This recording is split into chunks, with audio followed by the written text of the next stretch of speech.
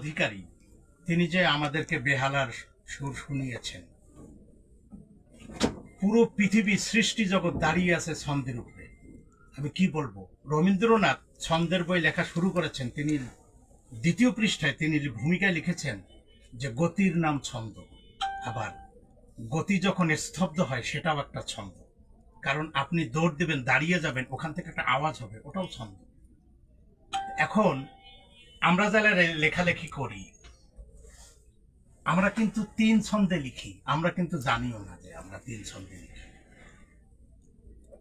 যিনি বেহালার সুরে তা দেয় আর কি, তিনি এটাকে স্বরবৃত্ত ছন্দে, তার মানে এখানে সুর এবং তালের একটা ব্যাপার আছে। সুর মানে স্বর, আর বৃত্ত অর্থ তাল। স্বরের তাল যেখানে ধ্বনিত হয় সেটা হচ্ছে স্বরবৃত্ত। কবিতা, গীতি কবিতা, গান, হাম, নাচ যা আছে সবকিছুই স্বর বৃত্ত, স্বরবৃত্ত। এই স্বরটা দুই ভাগে বিভক্ত, একটা হচ্ছে হ্রস্ব স্বর আর দীর্ঘ স্বর।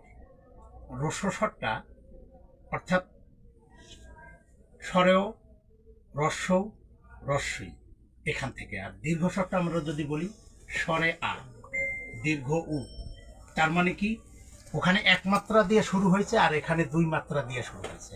আ যোগ অ যোগ অ যোগ আ হয়। এখন আ কইলে আ আসে।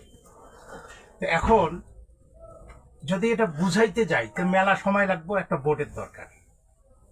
এখন শিল্পী, কবি, সাহিত্যিক যারা যেভাবেই বলি, তারা মনের অজান্তে ছন্দ গাঁথে।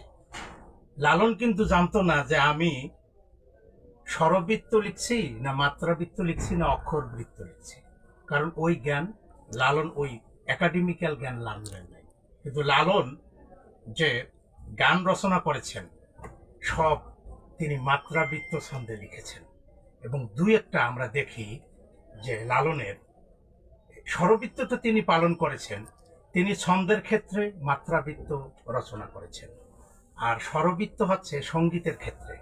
এবং তিনি মাঝে মাঝে যখন রস্য স্বর করেছেন লম্বা, তখন তিনি অক্ষর বৃত্তে রচনা করেছেন। এরকম বহু গান আছে।